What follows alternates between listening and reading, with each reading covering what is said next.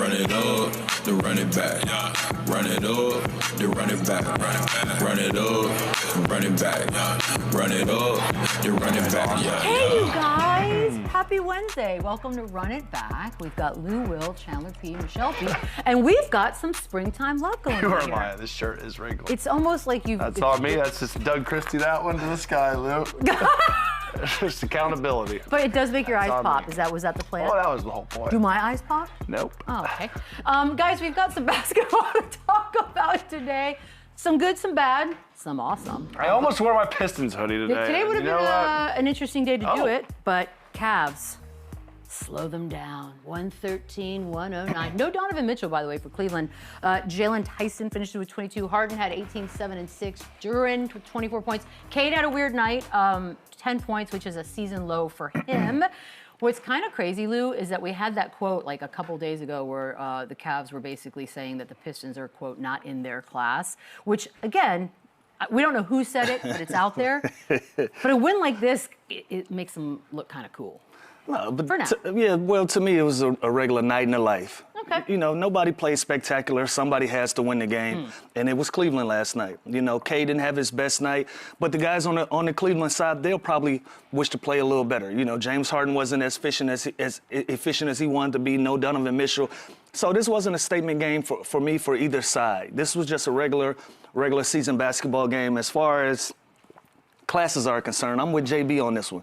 Put an address on it, put a name on it. Other than that, this is nothing no more than just another night in the life. But I thought the Cavs took care of business. But again, it's not a statement game for either side for me. Yeah, Biggerstaff said what we said all along. Like, enough with the like, so say it. Put an address on it. If you have something to say, say it. And again, obviously, this was no extra motivation. And like Luda said, this was kind of a sloppy game. Somebody had to win this game.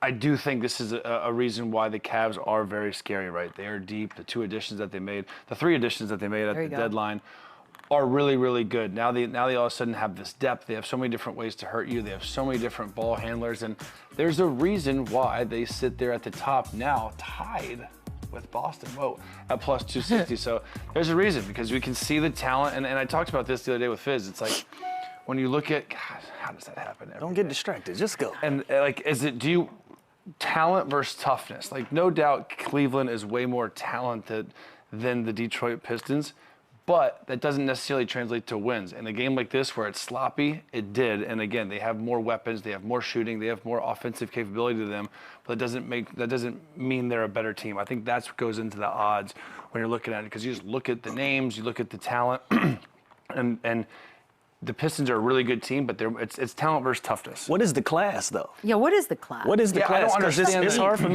hard for me to buy into a team not in your class that's 7.5 games up on you. They've been better than you all year long, so they're in a different class than you. And neither one of these teams have recent championships or deep playoff runs that you can reference to separate one from the other. Yeah, it's a weird statement, but again, nobody has come out and claimed this statement that would matter in the Cleveland Cavaliers organization or their locker room. Nobody has claimed this comment. Kenny Atkinson. And JB said it. If you mean it, don't put an anonymous on it. Say it with your chest and stand out on it. And so far, nobody has said it. So we shouldn't put much stock in it. Here's the thing, like, if I was on the Cavs, I would feel confident that we can beat this team and we have way more weapons. So you do feel like it's a class. So then you do think they're... I'm just saying, if I'm them in that locker room, yeah, I think that we can compete, and I think we are the best team in the Eastern Conference. I think we got started off on the wrong foot. I think we got a slow start, and now I think we got much better at the deadline. And yeah, I do think I'm going in confident that we can beat no matter who we get matched up with. A lot of times it's matchups. Who do you get? What seed does it matter? But why would they think that? I don't think it matters with Cleveland, because I think they are oozing with confidence. I think they truly believe that they are the best. So they should call out everybody, deepest not team. necessarily just Detroit. Well, they went at the top dog. They went. Well, why didn't say anything about Boston? Like, Boston's up there going to do New York's. Well, I think the point is, if they're at a different class than Detroit, they're a different class than everybody. Detroit's the clear-cut best team in the Eastern Conference during the regular season, right? That doesn't mean anything for the playoffs. And I think that's what Cleveland is saying, that we're not scared of you, basically. But that's why I'm not putting too much into the statement. Nobody has claimed it. And no one claims that we shouldn't even talk about it, but it's have something. to play some. I think we should talk about it. Let's play some playoff basketball, and we'll see what classes are what. Now, if Cleveland goes out and proves it, by all means, stand on it. But right now, we have an anonymous quote from an anonymous source. What are we doing? Can I ask you this, though? Because I do love the idea of bulletin board material. And even though JB also he said it. He's like, it's anonymous, who cares? However, come playoff time, do you still draw from this anonymous quote? Oh, yeah. You draw from anything. There you go. But you draw from anything. Okay. It doesn't take much to get us going, especially in the playoffs when any and everything that you can use to hype a team up, you're going to use it. So anonymous or not, even JB said this is going to come up in conversation again if they get matched up with the Cavaliers. And knowing JB, he is such a good motivator that, like, even if he's saying this, he's feeling it, and he wants this team to know, and he is good. Lord, what just happened there? Sorry, Beadle, Mr. Mouth. My bad. No doubt he is using this as, not that they need any more motivation, but he's definitely. So he would. He's that a guy. personal guy. He doesn't forget even his like history that. with Cleveland. Like, not saying that he hasn't moved on, and neither have they, but like. No. That's in the back of his head that this team. That's a better storyline than this anonymous source. Fired him. That's a much better story than an anonymous source. Yeah, so I do think if he draws Cleveland in the first or not the first round, the second round or whatever, it's going to mean more than any other team in the Eastern Conference. There are a lot sure. of stories if that's what we get in the second 100%. round. God, I hope that's what we get in the second round. I'm in. The James Harden addition, I think that's the obvious one, right? That's the splashiest name. But the fact that Schroeder and Ellis are both there as well, are we not giving that enough love, Lou, as far as what Cleveland did and added? If we aren't, we should. Dennis Schroeder is an obvious pro. The way that he can carry this team and just be a stand-in, as you can see in these clips right here, can get to the rim at will. He's a guy that can break down defenses and make plays for himself and other guys. And he's a three-point threat at the three-point line. So when you add somebody like that to give you depth and give you another look on the offensive end and on the defensive end. He's a two-way player, and he's a tough-nosed guy. He gives you that toughness. He gives you something different on both ends of the floor. And we can make the same case with Keon Ellis on the defensive end. You got another guy that can slash, that can get in your paint, and can break defenses down. So to go out and get these guys from a situation that wasn't working for them and to bring them in and turn them into valuable pieces for a championship run, it was well done by Cleveland. Yeah, and I love Darius Garland. I love DeAndre Hunter, but I do think they got better. I think come playoff time, when they take away Donovan Mitchell, when they take away James Harden, Dennis Schroeder is another valuable asset where he can handle, he can make plays, he can create offense. A lot of guys don't have that in their game, in their package. He is a guy that you can put the ball in his hands at the end of the game to initiate offense, to get out in transition. So he gives them a completely different look and a completely different level of speed and transition basketball that they didn't necessarily have before. And Keon Ellis, he was one of the hottest names at the trade deadline. I was gonna say. And they got him. He's just a 3-and-D, another shooter. He's not going to create quite as much as a James Harden or Dennis Schroeder or Donovan Mitchell. But, man, he's down to do the dirty work. He's just another guard that can lock up, that can, kind of hide James Harden in ways defensively and cover for him. And so those are really two really good pickups, and we obviously know what James Harden can do. We do. We are aware of his game. Lou, you spent a little time with Kenny Atkinson. What is he? How's he as a motivator? He's one of those coaches that he doesn't mind getting his hands dirty with you. He's very active in practice. He's a great communicator. He's one of the guys, right? Like sometimes you can be in the locker room or you can be on a team, and it feels like it's the coaches versus the players. Like they have a different mentality or different goals than the team has, and you kind of have this thing. Kenny Atkinson is one of those guys that you trust that he's all in with you as a player and as a coach. And he was very instrumental in me in getting back on my feet when I tore my ACL. He was my player development coach. He was the guy that was out there rebounding for me, going through drill work for me, and nothing has changed since he's been the head coach. So he just has the pedigree of a head coach, of a guy that you know that he's willing to do the work side by side with you, somebody that you can trust if things get tight in the foxhole. Yeah, it's always different when you have that relationship with an assistant coach and then he turns into a head coach. Yeah. And he turns into a completely different person. Exactly. So I love the fact that he has stayed consistent. He's a player's coach. I mean, listen, I was so bummed when they fired JB. Sure. They bring this guy in, he wins coach of the year. So clearly he's on the right path. Again, their slow start kind of, all the expectations we had for them kind of slowed that down again in the beginning, but now we're starting to see them play the level of basketball that we saw them play last year.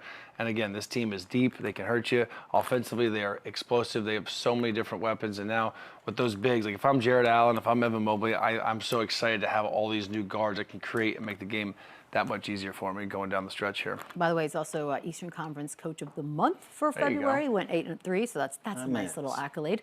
There was a moment between Schroeder and Cade Cunningham last night. Take a listen. No, don't talk to me now. I'll call you. You didn't answer the phone. Got the MVP chance. Now you're not answering the phone no more, huh? I got you, though. Man, he's a talker. People change. I love it. He's also been on like every team the last 5 years. All of the teams. He's got a lot of relationships. This is the most kind that I've seen him ever talking to a guy. So it was nice to hear him say something nice to a guy in another uniform. So who are those guys that just, because I feel like he's just one that constantly is yapping. Is there? I mean, Patrick Beverly was one that just didn't shut up. Draymond Green talks a lot. Just people like that you know, those are kind of the more known ones. Do you have like an underrated one, like a low Underrated? Yeah, who talks the most when you were playing Lou, or to you? Montrezl Harrell was a talker. Okay.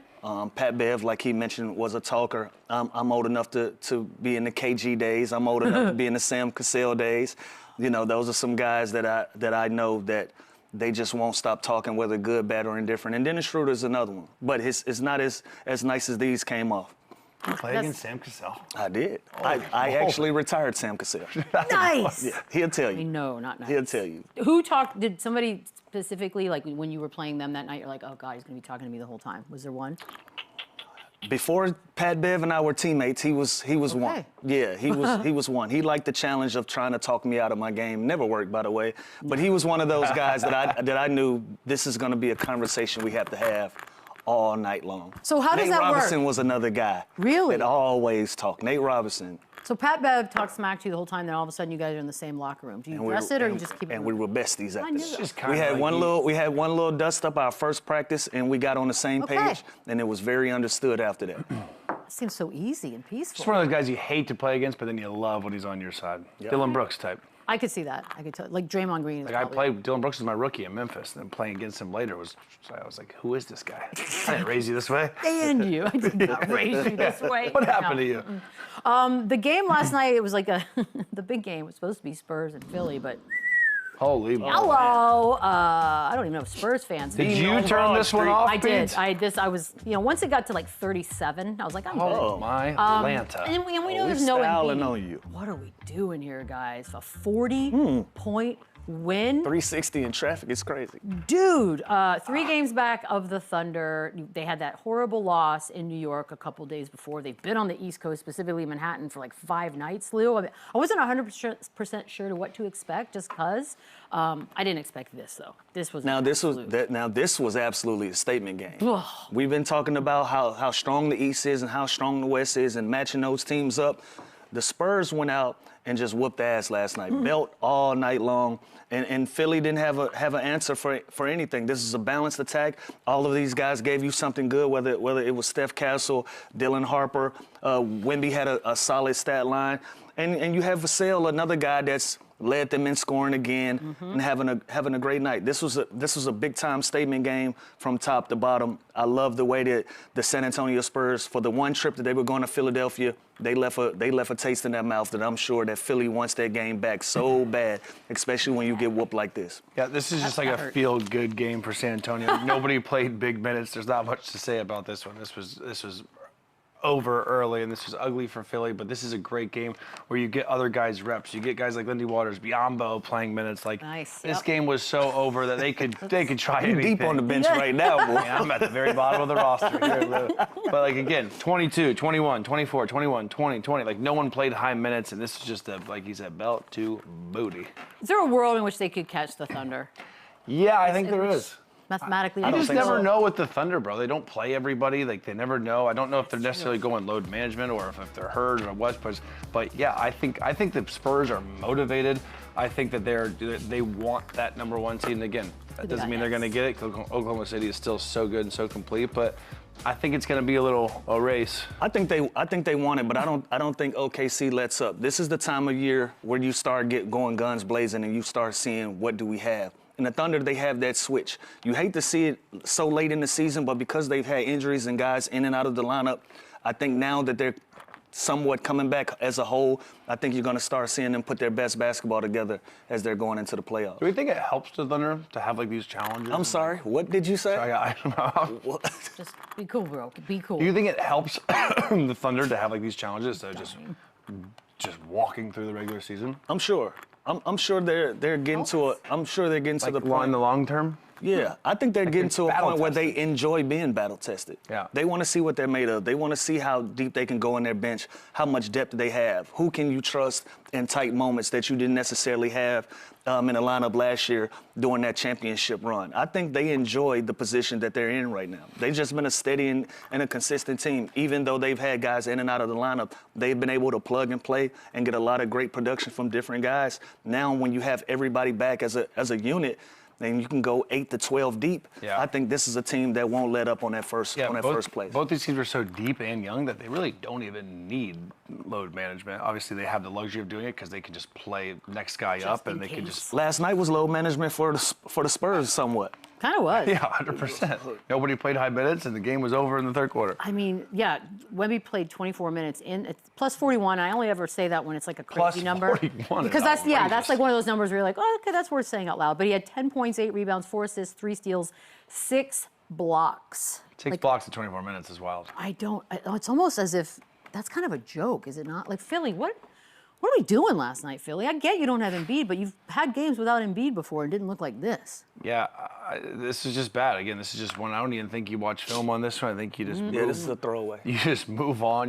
I don't know if they played already in San Antonio or not, but this is the one time San Antonio comes there. Again, they will not see this team again. Good for the fans. They had a good show. And at least everybody played. The fans got to see Wemby play. By the way, is that the only good news? No one else is getting this sort of a stat line, right? Like that's something special. A little bit of everything. That's a class of his own. That's an okay stat line. Let's not. 10, 8, 4, 3, 6. Now the six is impressive. Yeah, that's what I'm saying. I would think he'd be like 20. And we know he can do more points. Yeah, that's what I'm saying. This is what we expect of Wemby. This is why he's one of the top. But only players. of Wemby. This is one. Listen, this is the reason why he's one of the top players in the league. I'd like to see more than 10 points. Yeah, we know he can do 10, 8, and 4 is what's going to show up across the TV, right? And then you're going to throw in the 3 and the 6. The 6 is nothing. The 6 is nothing just to wipe away either, I don't though. think so Like that's the most impressive part to me. The 6 blocks in 24 minutes. Same. That's something that sets him apart from everybody else. But other than that, this is just an okay stat line. Yeah. Okay, fair enough. The rookie situation, I know it's been all Cooper Flag, all Con Knipple. It should probably also involve Dylan Harper at this point. Last 14 games, the team's gone 12-2, and in that stretch, he's got about 13.5, 3.5 rebounds, 4.5 assists, 59% shooting in just the 24 minutes that he plays. At some point, do we talk about him? For rookie of the year, no. For a potential star and to be an all-star level player in this league, 100%. But when you look at those numbers, they are very solid for rookie year. But when you look at what Cooper and what Con, obviously on worse teams. I was gonna say. But that doesn't change the fact what those other guys are doing. And again, he with more opportunity. If you put Dylan Harper on the Mavs or Charlotte, he's probably averaging those same exact numbers, if not better. He's that good. He's that talented. But it's in this scenario, him being on a good team almost hurts his chances of winning because his opportunity's not there. The less minutes he's playing behind guys like Fox and Castle and sharing minutes with those guys, where Con and Cooper have the ultimate green light and they're just playing on bad teams. So. But if I'm him, I'm not even bogging down my mind with worrying about individual statistics and awards and all that. Yeah, like obviously everybody wants to be rewarded for the way that they play. But if I'm Dylan Harper, I'm on a great team. I got an opportunity to do something special with one of the most elite young talents in the game. I got a great group of guys around me. I got a team that's competitive that we can contend for a title. Those things should be more important to him than the individual. But obviously, you want to be in the class of those guys. But when it impacts that, if San Antonio can continue on to do what the things they're doing, that's why we're having a conversation about him still. So he's still in that class of guys just being based on doing his job on a really good team. Yeah, I'll tell you this. I would much rather be in his position than anybody on else's. that team than giving a damn about winning Rookie of the Year I don't on a think bad I don't think team. he cares. I think we just. I think long play eventually he's going to get his flowers because the more you win, the more praise you get. And this team's going to win a lot more than a Charlotte and then a Dallas in the foreseeable future. So I think his role there, averaging 11, 3, and 4 on this team is super impressive. And I think those numbers and his minutes with 2 or 3 other guys that's up. averaging about the same thing. So he can look around and say, I'm in good company. I'm okay. With their depth that is an unreal rookie season. I'm trying to see how many. He only plays 22 minutes a game. Like if it's and he's making the most of them. With more opportunity, his numbers are going to rise. He is the Rookie of the Month, along with his teammates, who are Player of the Month in Wemby, Defensive Player of the Month in Wemby, and Coach of the Month in Mitch Johnson. Trifecta. There's no real question here. I just want to throw that out there so you guys knew. I mean, is that not crazy? They're doing everything right. I love it so much. They have the best player, the best rookie, and the best coach all month long. It's kind of. Now I know that doesn't matter, but it doesn't. But again, it does. And Mitch Johnson, obviously, he's got a lot of talent here. But the way he's managing these egos and expectations and opportunities and rotations with that much depth and that mix of vets and young guys that you're still trying to develop while you're trying to win. So the fact that he's got a combo of all this and he's sitting at the 2 seed with a real chance to hunt down. I like the 2 seed. A team that we thought was going to break the record. Keep the 2 seed. It is no problem. But again, he's done it. We talk about Missoula and JB, but this guy, Mitch Johnson, what he's done is remarkable as well. And remarkable is a great word. Guys, we're going to take a very quick break. On the other side, old buddy, old pal, haven't seen him in a minute, Chris Mannix joins the show. Don't do it. Run it back, yeah. Run it up, run it back. We got our buddy Chris Mannix here from Sports Illustrated, and of course, NBC. There he is. What's up, Good Chris? morning. Good morning. How you doing? What's happening, guys? I'm glad I caught the back end of I'm sure, a Beadle pushed Spurs segment. Oh, there. she loves those Guys, highlights. if I could push them when they were in the 11th spot, you don't think I'm going to push them when they're in the 2nd spot? Like, it's a whole new world for me, Chris. It's Chris been a minute. knows you will. yes, he does. Okay, we're getting right into the Jason Tatum of it all because he was a game time decision at 1 second, and then now has been ruled out for tonight. But the fact that we're even saying those words out loud, realistically, are we looking at Friday this weekend? What are we looking at?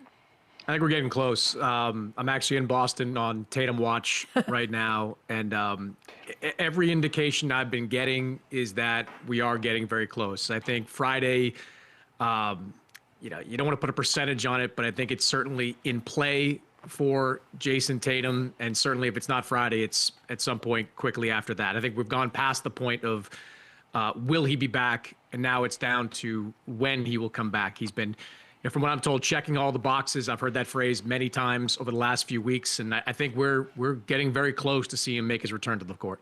I'm going to ask you this. I know that what we do for a living, it's sort of an eye roll question, but a question nonetheless is about the chemistry and sort of inserting a new person, even if it is Jason Tatum. What do you expect right off the bat? Will there be a little bit of wonkiness or no big deal? Yeah, I think there'll be a little bit of wonkiness, but I think it'll be more about Tatum trying to find his way. Maybe he starts off some of these games that he plays in more unselfish than he's been before. Maybe at times there are games early in this final 5-6 week stretch where he plays more of a decoy. But I've always believed, guys, that 25 minutes of Jason Tatum is better than 25 minutes that you're getting from a lot of the guys that are on this roster. This roster has been remarkable. Like I was saying the other day to somebody, Joe Mazzulla is the coach of the year based on what he's done with this team. They're 41-20 with a roster that if you just looked at it, you'd say that's more likely to be reversed. They're more likely to be 20-41. But I think there'll be some issues maybe early on as Tatum tries to find his way, but I wouldn't imagine it lasting very long. And when we get to April, while I don't think we'll see the version of Jason Tatum we saw last year, we'll see a version of him that's going to be a productive part of this team. Yeah, Chris, I'm going to get back to that Coach of the Year comment because I want to pick your brain on that. But the Tatum expectations, do you think they start by bringing him off the bench, kind of like San Antonio did with Wemby? And what are the realistic expectations for him? This is obviously a slow grind. This is a team that's having a lot of success. Is it more of a fit-in, plug-and-play him? Obviously, there's going to be a minute restriction. Kind of what's that going to look like? Yeah, there will be a minutes restriction whenever he gets back. I'm not so sure yet on the starting versus coming off the bench. We did see it work successfully in San Antonio, but Tatum's been a starter every game of his pro career. And I would imagine when he gets back, he would want to be in the starting lineup. And the Celtics have been mixing and matching players with Shireman, Sam Hauser, a whole bunch of guys in their rotation. So it's easy, I think, to plug him into that starting lineup. And his role, like, look, I think Tatum knows coming back, he's stepping onto Jaylen Brown's team. Like, this is, Brown is a top 5, top 6 MVP candidate this year. He has put this team on his back offensively. And Tatum's going to have to find a way to fit into that. And I think there will be an adjustment, but I ultimately think he's going to be fine. He's Jason Tatum. He's one of the best scorers we have in the NBA. He's going to find a way to make it work. Yeah, I agree. And any minutes of Tatum, I think, makes that team better. And now, 1,000%. the coach of the year, again, I think JB Bickerstaff, he's obviously the favorite with what he's done with that roster in Detroit, but you can't overlook Mazzulla, Mitch Johnson, Ott in Phoenix has done a great job. But what would be your case that Mazzulla wins it over all those other guys? I mean, you've got a laptop in front of you. Like, pull up the depth chart. Like, look at the roster. You're telling me that, hold on, you're telling me that roster is worse than Detroit's roster, though? Yes. No, I'm taking that roster. Detroit's got 2 All-Stars this. there. Like, I like Detroit's, this. I mean, Jalen Duren's having a great year. Like, it pains me as a voter that JB Bickerstaff might not get a Coach of the Year award over the last 2 years. Thought he deserved it last year. 30-win improvement last year with that team. Kenny Atkinson, just his remarkable year, pushed him over the top. This year, maybe we didn't expect them to be the #1 seed. We expect them to be good, but he has done an excellent job of taking this team to that next level. But, dude, the depth chart. The depth chart. Well, let me ask you, Chris, so you think... Hold on, they're playing like... I think there is so much more talent on on Boston than Detroit. I don't even think it's close. This is The interesting. talent? Yes. Were you a full-blown Namus Keeter truther, like, coming into the season? Like, what are we talking about I know here? they have like, 2 All-Stars, but and the addition of Vooch, too, like, and Derek White, like, are you kidding me? Vooch just came in here yesterday. And I think he makes them a lot better. And I think he makes them a lot better. Derek White's been phenomenal. The numbers, I don't even look at the Peyton numbers. Pritchard, like, He's had an Pistons don't have all-star. Peyton Pritchard, like. Well, so wait, Chris, do you think this Boston Celtics team, how they're constructed now, do you think they're more poised for a title run this year than they were last year? Title, no, because to win a title, you've got to beat a Western Conference team, and those teams are tough. And having a full-strength Jason Tatum would make them better equipped for that. Do I think they can still win the Eastern Conference? Absolutely, because all those teams that are above them or around them have plenty of question marks. I don't know if Detroit has enough shooting to win a postseason series, second or third round. The Knicks look great right now, playing good basketball, but rewind 10 days and, they're still asking some questions about what roles they should be in with this team. James Harden, his injury, how does that play? Like, there's a lot of variables with other teams in the Eastern Conference. I think they're better equipped to win a championship last year before the Tatum injury than they are right now. But you can't, I'm sorry, I know that the top-level talent in Boston is good, but I'm watching them roll out Baylor Shireman out there for big minutes. Jordan Walsh out there for big minutes. Sam Hauser is the damn starting power forward on this team right These are now. household names, Chris. I don't know why you're crying about it. These are household names. Like, By the way, Keita's made a big improvement. That dude's legit big. That's an understatement. Yeah, like he's legit. Well, let's ask. I agree with. Well, Chris, let's get to the Pistons. I know the Celtics are trying to catch those guys, and you recently wrote about the Pistons. What were your big takeaways from speaking to those guys in the locker room from the Detroit I just Pistons? love that they've hopped in the time machine and are trying to recreate the late 80s, early 90s Pistons. And it's not just a mantra that they're going by. It is a style of play. They want to beat you down. They want to be physical with you. They want to foul you on virtually every possession and see how many of them that you can get away with. And they have been tapping into some of those minds from those bad boy days. I mean, Rick Mahorn, obviously a radio analyst there. He has been really influential in working with guys like Isaiah Stewart, guys like Jalen Duren, and sort of just getting them better prepared mentally for what it's going to take to be physical at a high level. And, the jumps that some of their guys have made, Jalen Duren, of course, no one saw this kind of jump coming. I thought he'd wind up being kind of a better version maybe of Steven Adams, big screen setter, physical guy in the paint. He has taken a big leap beyond that. Cade Cunningham, I thought coming into this year, and I had him in my top 10 of my top 100. I thought he was a top 10 player coming into this year. He might finish this year being a top 5 player in the NBA. He's taken a leap as well. So I think they are outstanding. I think they have embraced this increased physicality. They have embraced being a paint-oriented team. But I do wonder, when you get to the playoffs, if Duncan Robinson is your only shot maker, if Kevin Huerter's not playing minutes for you and he's able to make shots, do they have enough perimeter shooting to win a second or third round series? That's what I'm curious to find out. That's fair. As somebody who has them coming out, I certainly hope so. I got to talk Spurs. Well, I feel like they should have given them the Spurs because this is just that's too on brand. But you did write about Wemby and the Spurs, and the mantra has sort of been, at least in a lot of us as fans' minds, like, ooh, head of schedule, which is very happy. But now that we're in this thing, I almost feel like we can stop saying that, and perhaps maybe they do have enough to go ahead and make a real push this year. Where do you have the Spurs as far as coming out of the West, possibly?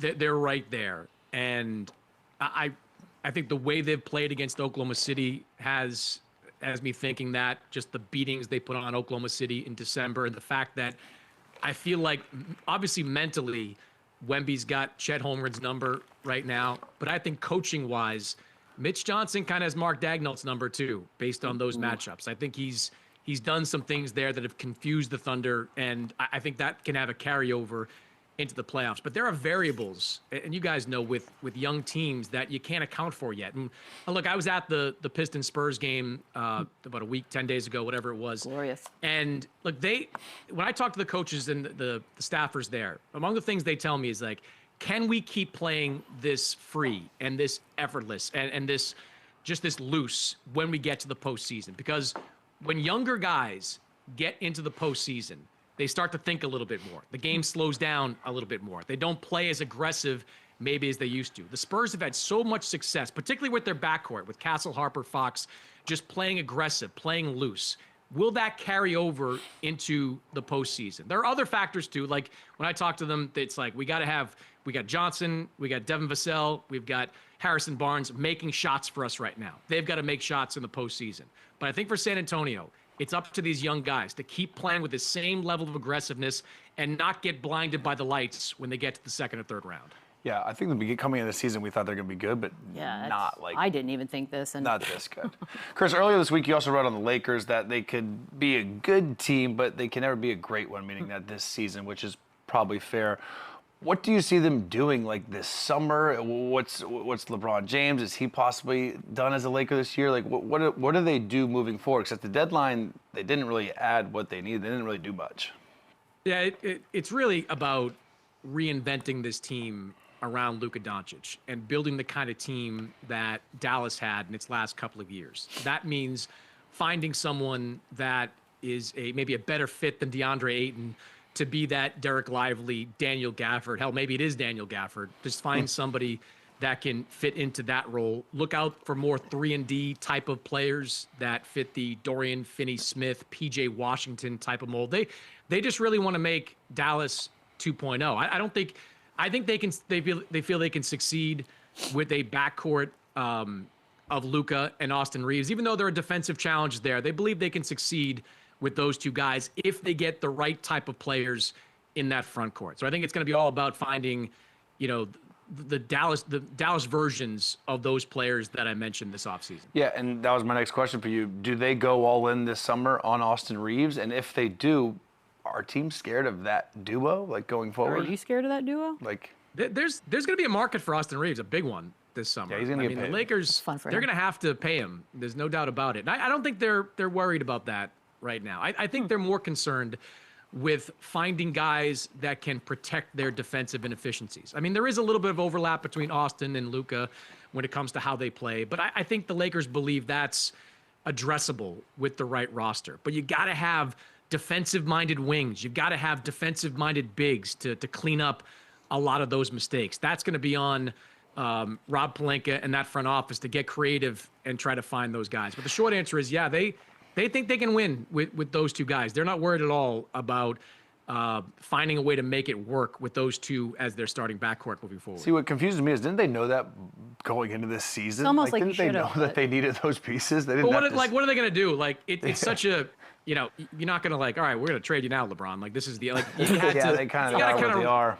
You got to kind of ride this thing out. You got to see what happens. And look, the JJ stuff is interesting. I think JJ is still in a good place in LA, but the Lakers, they've found a message they think works. Like everything is bigger in Los Angeles. Like people are making more to do about it there than it would be otherwise. But I do think it's interesting to watch that dynamic between JJ and Luka moving forward. I had one coach tell me after that incident happened, and you guys can speak to this better than I can, but they basically never try to dap up a guy that's pissed off coming out of a game. Yeah, agreed. Fundamentally, never do it. Never do it, because 100%. best case scenario is you get a weak handshake. Worst case, you get that, where Exactly. annoyed by what happened to Luka and he's got to go down the end of the bench. I think JJ is still trying to find a balance between being friends with these guys, which he was as recently as 2 years ago, and being the head coach of these guys and having to discipline and say certain things that might not, lead to the best kind of friendship between them. I still think he can figure it out. He's a smart guy, but I still think he's trying to find that balance as the head coach. Wait, you know what's funny about that? Because you would think JJ as a player would have been irritated if a coach tried to do that to him. So it's kind of funny that he's trying to figure that out. Yeah. It's the same thing. Chris, I want to switch gears. I want to ask you about some college basketball. And obviously, when we speak of college basketball this year, we got to talk about Darren Peterson out in Kansas. I'm hearing that it's kind of spooking some execs that, that can possibly have the #1 pick of him being in and out of the lineups. If you're a team, are you still thinking that he's going to be the #1 pick? What's going on with his situation? From what I'm told by executives who do have those same concerns that you're referencing, is that they want some answers. Like they want some clarity on all this. They're all sold on the talent of Darren Peters. He is a transformational type of player that you wouldn't hesitate to take #1 overall because of that talent. But this has definitely been a strange year for him at Kansas, with a lot of strange moments at Kansas. And I think there are a lot of teams, once the lottery balls are figured out there, and once the order is figured out, there are a lot of teams that are looking forward to sitting down with Darren Peterson and hearing exactly what's going on. There's stuff going on behind the scenes where they're, Kansas coaches, Bill Self, they've got a relationship with NBA teams. Some teams are already talking to him about what's going on down there. But when it comes to the combine and it comes to the pre-draft process, there are a lot of teams eager to hear about where Darren Peterson's head's at right now. Yeah, for sure. I'm going to say DeBonsa because I know that's how he says his own name, but everyone's getting it all wrong, and I hate when we start that way with a kid. But AJ DeBonsa from BYU, that story came out that he's considering maybe I might just stick around a little bit longer. My mom wants me to get my degree. And that $10 million. And the NIL probably is not hurting that, which I do find fascinating, Chris, because that's pretty decent money to stick around and go ahead and finish whatever it is you want to finish. Do we think we might see more of that as time goes on with NIL?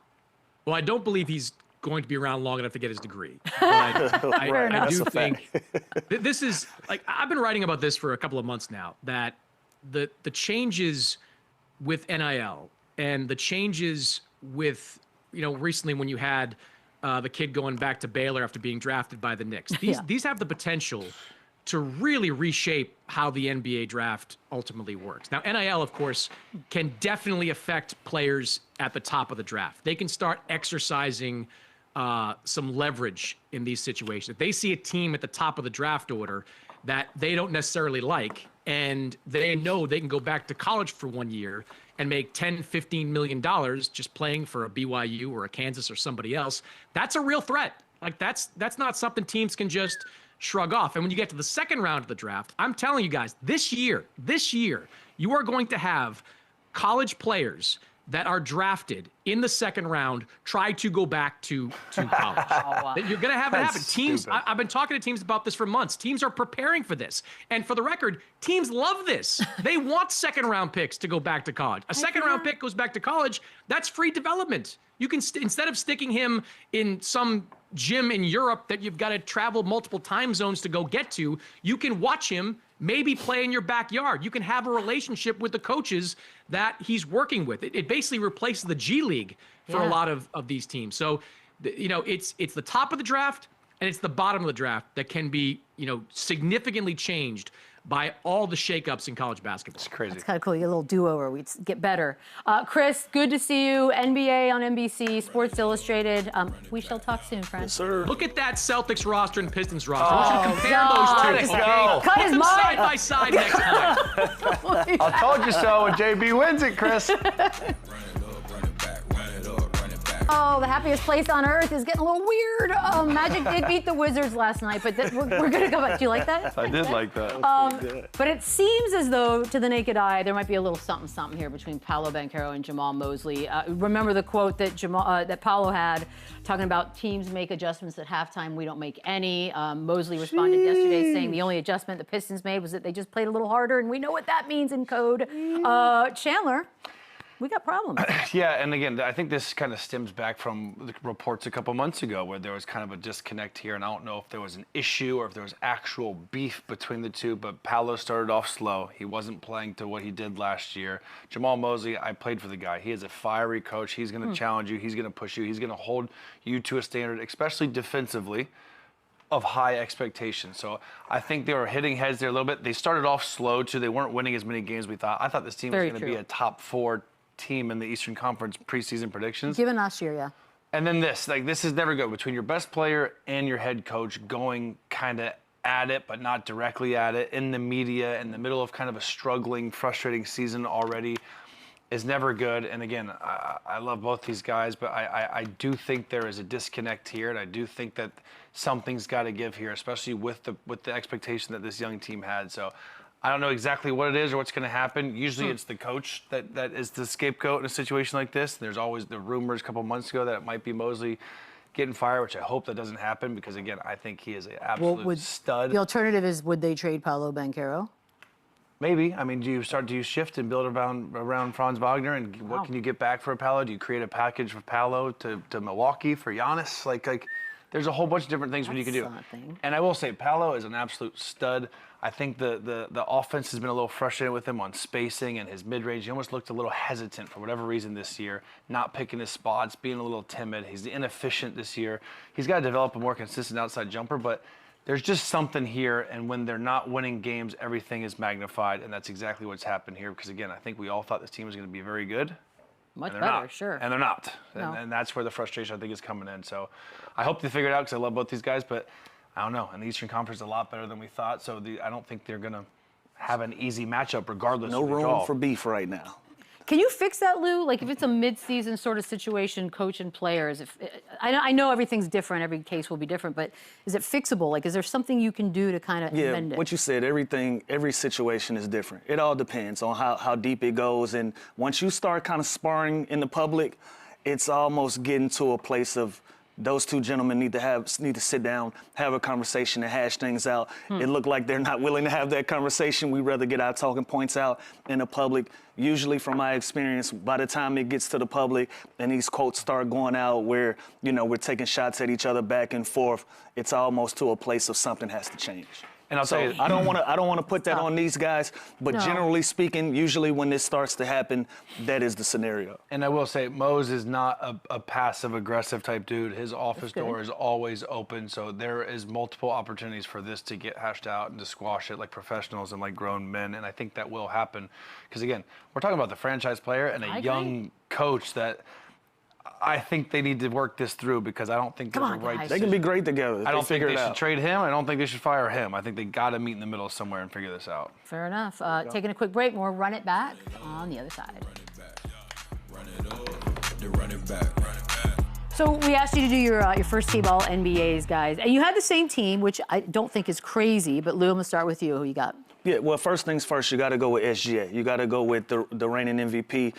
Averaging 31 and 6 for a guy that's averaging 31 points a game to throw in 6.5 assists to go with that. You got to put him in there. Got about 5 more games left to be out of the lineup before he misses this vote completely as it is. And so, that leaves the door open for some Ant-Man conversations, for some other guys' conversations. But right now, I got SGA for sure, first team all NBA. It's crazy. We just talked about it. It's such a what have you done for me lately league, and he's had out of the lineup last night. Yep. Doesn't play, misses 9 straight games or whatever it was. So I think the momentum for him has kind of fallen off. But if he doesn't miss 5 more games, Not only do I think he's first team, I think he's probably the MVP again. Anywho, number 2, Cade Cunningham. If this guy doesn't miss the games, or if he does miss the games, I think Cade Cunningham is the MVP. I've said this all year long. He has been the most consistent player on this team. He's a two-way player. His numbers are unbelievable. And if you take him off the Detroit Pistons, I'll say it, they aren't very good. And they're the best team in the Eastern Conference with him. So I think when you look at it, how do you vote it? Most valuable player,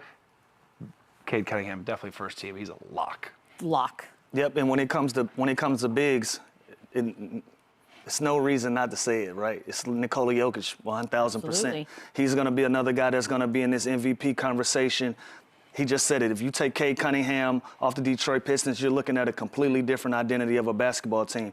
The same thing goes for Nikola Jokic. The way that he plays, the way that he carries his team and doing everything, you got to put him on first team All-NBA as well. These numbers are also, they're damn near better than the numbers he had when he won MVP, so you can't go wrong. But the winning is a little janky though. Also, they have 20 games left, the Nuggets do, and he can only miss one. He can't miss. He's got one, right? That's the only concern I got. He can only miss one more game. He had that little scrum. I was like, he threw it in the trash can. He threw it away. Oz Reed or I'm Jay McDaniels, I'm telling you, I'm fighting him to get him suspended, so Ant slides in there. Yeah.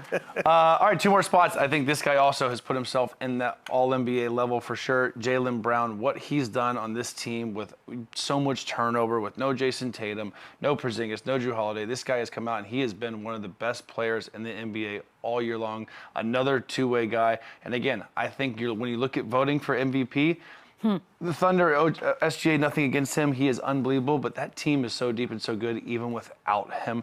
Yep. Celtics would be lost this year without Jaylen Brown. Do you think we get a surprise at MVP this year? No. I hope so. I think Cade Cunningham sneaks in there and wins it. I think they reward. You think mathematically, or he actually wins it? I think they just look at the voting differently. I look at what that team is with him versus without him, and I think those other teams would still be solid, and I think the Pistons would go from 1 to 7. But that's the logic every year, and it still doesn't always work that way. So I'm with you. I hope that's. Are we getting the voter fatigue thing is real too? Like if I had a vote, I think I'd vote for Cade, not SGA or Jokic, which I know numbers-wise they might be better. I would 100%. There you go. And to round out our list, you got to go with Wemby, right? He's going to be the 5th guy. We talk about impact winning on both ends of the floor. Defensively, he's a monster. Offensively, he's an alien, if you will. There you go. But listen, this guy, out of everybody, is just something different that we've never seen before, from what they've done last year as a team to what they've been able to do this year as a collective, and what he's done individually. He's jumped off the charts. You got to put Victor on first team All-NBA. Yeah. So here's the pushback, right? Luka's first in scoring, Ant's third. Those are going to be the two probably that people go, what about? What's the argument? Their teams aren't as good. Their teams don't have as much success. And these guys, I think the impact that they have on their actual individual team, like, I don't think there's a comparison. Anthony Edwards, I think we have a fight for, but I don't know. Looking at those 5 guys that we just named, I can't take anybody off for either of those guys. If somebody mathematically gets bumped, you put an Ant before Luka? Yes, absolutely, okay. Yes. All right, that was an easy question. I wonder if that's. I mean, 1 game only is tough. Jokic might. And how many more left? He's got 20 games left. Holding on by a thread. And SGA's got, I think, 21 or 22 games. I also like to think that he doesn't really care. So there might be the last game of the year, and he might just sit, just out of principle, just proving. Another day at the office. Proving more so that he does not give a damn. I think he cares more than we give him credit for. Thank you. But 1 game is a thin line. It's tough. Just 1 game, you could have a stomach problem even one back day. to back, his ankle is sick. Anything. Anything. Yeah, I think he gets bumped. Hungover. There you go. Is that called illness? Only you. I think I might call out tomorrow. Well, it's Wednesday night. Anybody got big plans? What are we doing? Well, you guys are in studio tomorrow. I'm going to zoom in. Nope. Thunder do play the Knicks tonight, though. Give me the Thunder. Knicks. See y'all tomorrow. I just don't know who's playing. You never do.